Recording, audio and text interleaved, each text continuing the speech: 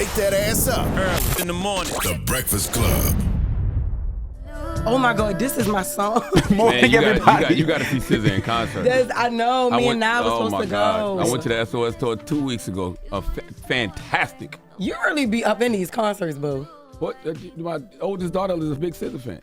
He always like to put it on. Nah. He be fronting sometimes because he was supposed to go see Beyonce. He ain't go see B. Oh, okay. No, I wanted to go see Beyonce, but okay. if you leave it up to me, I'm not going. But my daughter is at that age where she like to go to concerts and stuff. And you didn't go to Renaissance? No. Nope. Are you going to the movies?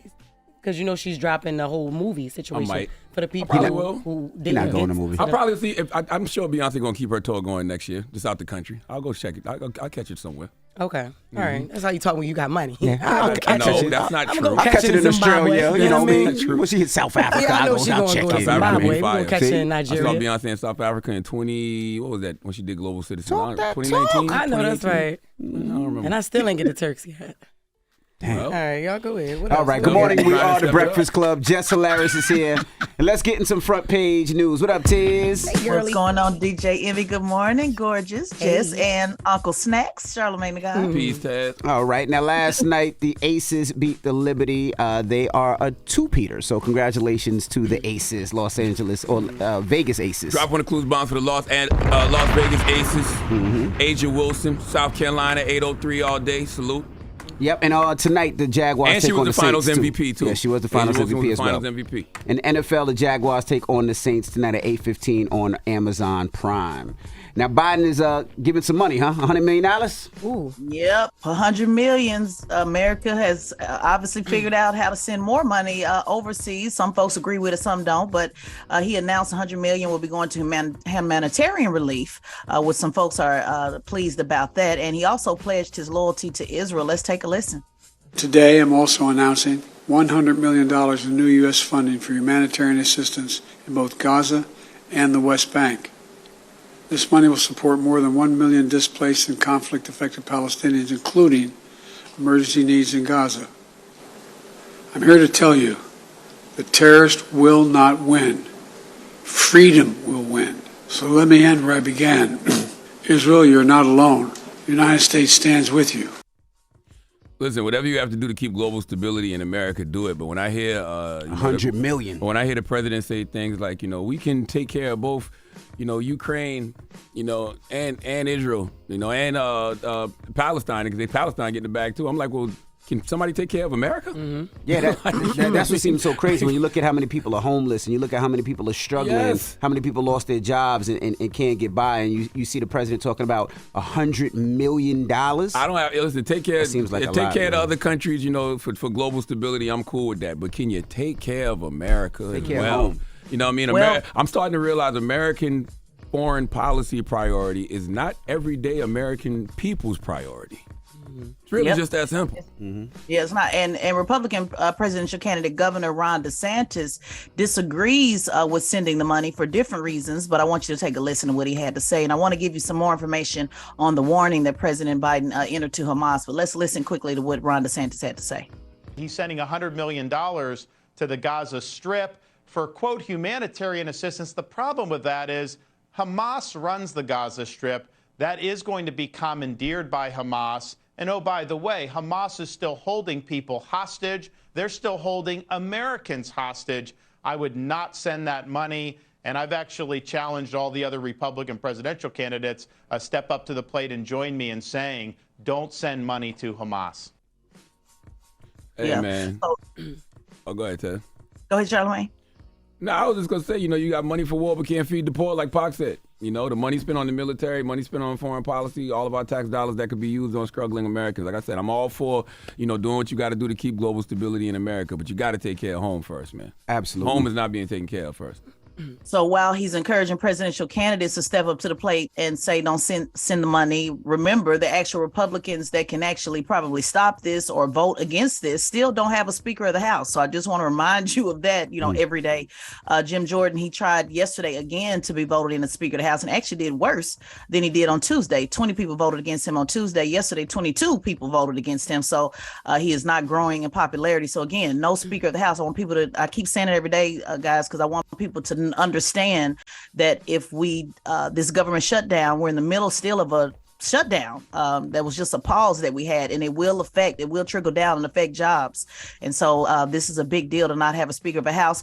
And also President Biden, in that clip you heard earlier, he went on to issue a warning to Hamas, saying that if Hamas diverts or steals any of the assistance, because this is supposed to go to the Palestine people, he said this will demonstrate once again that they have no concern for the welfare of the Palestinian people, and they will end it as a practical matter. So again, a lot of conversation about that, saying, you're sending it over there, but then you're also saying that if Hamas intervenes, the people, the citizens won't get the help that they need. So there's conversation about that, was saying, well, why won't you continue to help the people regardless of what Hamas is doing, which people consider a terrorist group? So there's a lot of people feeling a lot. What you guys said would make sure you send money to American pro-Palestinian people are saying you're doing this with strings attached, so you're really not trying to help Palestinian people. And then, of course, Republicans are saying don't do it at all because it's no point. And question, so where do they send that money when they send it to Palestine? Do they cash out people? Do they send it to the government? Probably send it to the government or the humanitarian aid, whoever's the aid out there with, the hospitals or supplies. I guess they break it down to a bunch of different places. I just wonder how do they know the money is given to the people who actually need it? They didn't Venmo it. They didn't say Venmo. You sure? I'm positive. You sure? Crazy. I'm not sure. I know. All right. Well, that is your front page news. Get it off your chest. 800-585-1051. If you need to vent, hit us up right now. Again, 800-585-1051 is the Breakfast Club. Good morning. Wake that ass up Early in the morning. The Breakfast Club. Morning, everybody. It's DJ NV, Charlamagne the Guy. We are the Breakfast Club. Jess Hilarious is here. I am. And let's get in some front page news. What up, Tiz?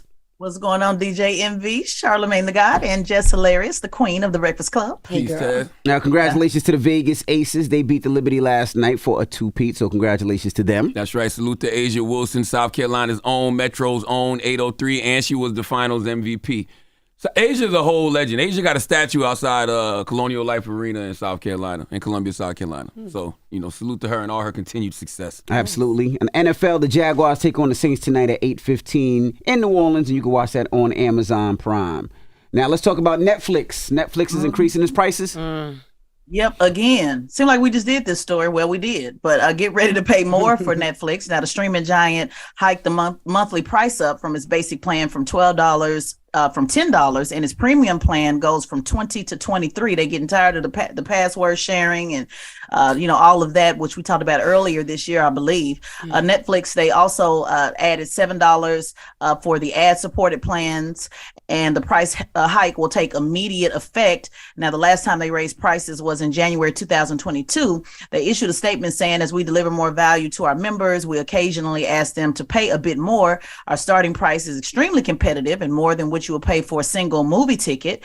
They also said that they're doing this due to the economic pressure and from password sharing, but the math isn't mathing because yesterday it looks like there's no pressure at all. In fact, Netflix profits bumped up 12%. So they're doing quite well, from adding these extra costs. The company reported a boost in subscriber growth as well. And again, they're cracking down on password sharing as well. Now, by the way, actors, just kind of want to put that update in there. They are still on strike, which you guys, I'm sure, are aware of. They had a meeting on October 2nd with Netflix, Disney, Warner Brothers, Discovery to talk about AI and to get better deals on the streaming, on the residuals. And so that did not work. And so they're still kind of sitting on the fence with that one. And Ethan Hawke, you remember him from Training Day. He says the longer this goes on, the more angry and frustrated he is becoming. Yeah, Netflix is in a great space. And the reason they're in a great space because ain't nobody getting rid of it. Yeah. Well, they got a monopoly. There's nothing else in competition with Netflix. I mean, there's really a lot of streaming Amazon Prime. Yeah, there's plenty of streaming but services. not like Netflix that has as much. It's nothing like. It's not like Netflix. Netflix is part of our everyday lives. Correct. It's ingrained in self and culture. It's literally the new cable. Because even if you don't watch it, you still pay for it. And we flip through Netflix now looking for something to watch, just like we used to do cable. And that's the thing, though. I already watched everything, so now Tubi is the thing. But Netflix, what are we paying? Like, what is it? Like all together, because I don't know what I've been paying for months, for years. Like, what is the price? Netflix might be charging us $100 a month. I have no idea. Right. Well, yeah. Let me see.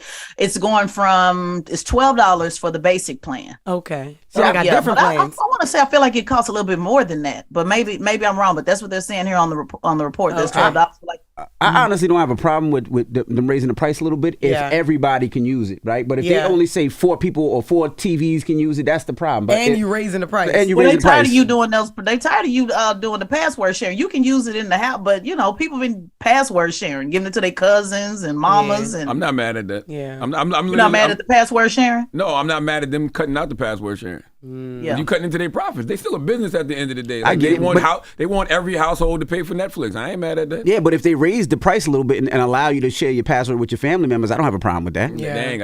Are you talking about, because we want to be clear, because I remember we talked about this before on the password sharing. So just for people who are listening, in the house, people can use the password. They're talking about giving it to somebody. That's why I said every household. Household.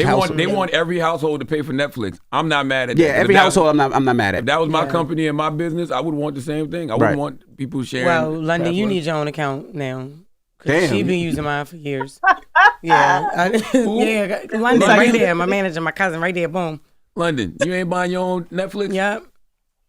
London said she can't do it. Can't do it. London said she can't do it. Netflix ain't going nowhere. Netflix is in hotel rooms. Yes. Netflix is on your remote at home. Remote, yo. Yeah, that's what I'm saying. They really have a phone. monopoly. There's nothing when it comes to the amount of movies, the amount of flicks, the amount of pictures, the amount of shows. Yeah. You can't beat Netflix. Netflix is culture, and what's crazy, Netflix might not even have the best programming right now. Like I think Disney Plus got better programming than Netflix. You think what? Disney Plus. I thought you said BT Plus. You scared me. You stupid. But Netflix. Well, somebody in the room Netflix has a is part movie of on culture. BET. Jess, somebody in the room has a movie. It's Jess was BT like Plus, yo. It's not even Yes. BT. It's the Plus. What's it called? The last. What is it? The last what? It's the Last Samurai. It's the first lady of BMF. the first lady of It's a Nisa BMF. Rock story. Yeah. Y'all book Vivica Eddie. Vivica Fox want to come up here. Book Vivica. Let's do She it. coming with Judge Mathis? I don't know. Because he was in there too. Judge Mathis play Big Meats, don't he? What are y'all talking about? Y'all stop it right No, now. no. Leon was Big Meat. Front page news. No, Oh. Leon All right, was let's- Tanisa Father. Let's talk about Rite Aid. Rite Aid is closing some stores now. Yeah, I want to give people an update on this. Rite Aid's bankruptcy announced earlier this week came to close, and so they want to make sure everybody knows the stores will be closing. It is due to lawsuits over the company fueling the opioid epidemic. They were filling illegal prescriptions for painkillers, so they had a lot to do with bankruptcy, and now they'll be closing 38 stores in Pennsylvania, 31 in California, 20 in New York, and 19 in Michigan. They said they will transfer prescriptions to nearby pharmacy to avoid interruptions. So Is that their fault, though? Wow. Like if I go there to get a prescription filled, isn't that what their job to fill the prescription? Yeah, but they were filling illegal prescriptions. How did so they know wasn't it was their job. illegal? I was ready to say that got to come from the doctor, right? Yeah, how do they know they were Right, illegal? but maybe they wasn't checking, cross-checking. Maybe they, but I know they got it. And again, it may not even be the liability. May not even really be the issue. The bottom line is fighting all those lawsuits. Obviously put them into bankruptcy. So I can look more into that to see exactly why. What happened with what. But it's the report here is saying it's because they had to fight all those lawsuits from the financial and from slow sales. Not a lot of people just. I mean, how many people do you know go to Rite Aid? Yeah, no. Yes. Not a lot. CVS, Yeah, I'm a Walgreens. CVS person. CVS, Walgreens. Yeah, I don't really Yeah. be seeing that many Rite Aids anymore. Honestly. Yeah, I really don't. So, but I, wanted to put it out there because there's still, quite a few stores, I guess, that people, still use. So transfer those. I get my prescriptions. cholesterol medication from CVS. Oh my God, you want cholesterol medication? Oh my old, God. Yes, I'm 45. Oh my God. Oh my God, no. All right. Well, that is front page news. Thank you, Tiz. Absolutely.